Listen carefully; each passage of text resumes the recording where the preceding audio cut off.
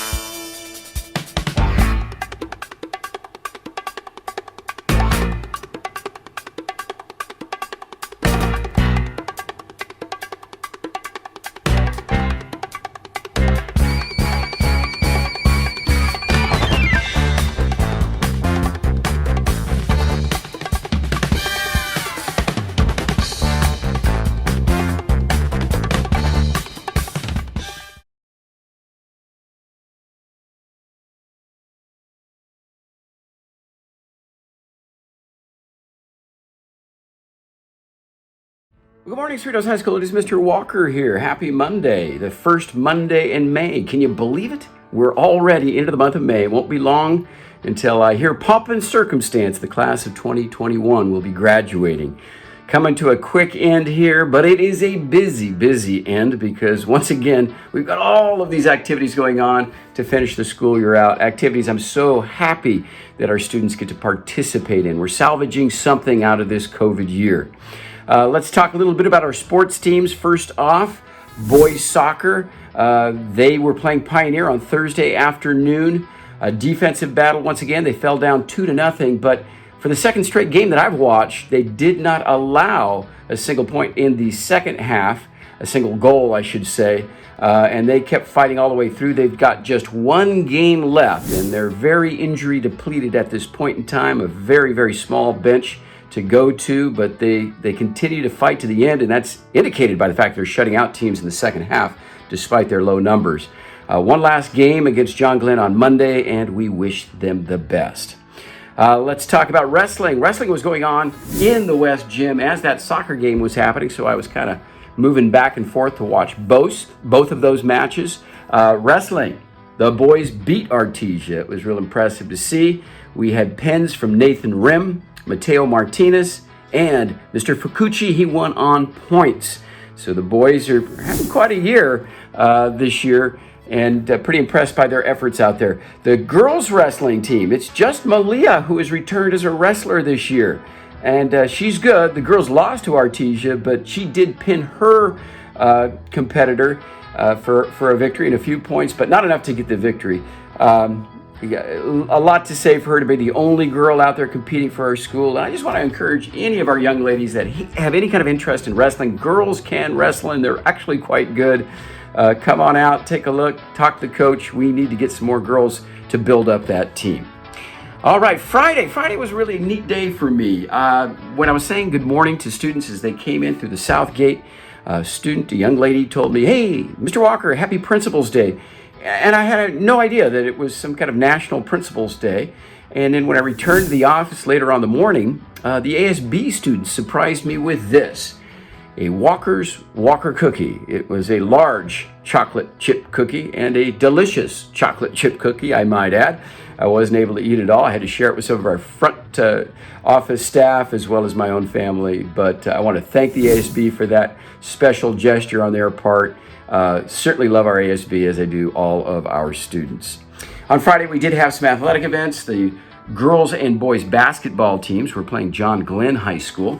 The girls team game was pretty tight early on. They did pull away 36-23 in the fourth quarter, and it ended up winning by 14, 45-31. Leading scorers were Maduri Suresh with 10, and that freshman of the year, as I said, she's going to be something to watch in the future. Onyeka had 7 points. She's really a power in the inside game for our girls basketball team. The boys team, their game against John Glenn, well, let's say that was not close at all. It started off actually 15-0 at halftime. It was 48-18, so they're up by 30 at half. Final score 88-29.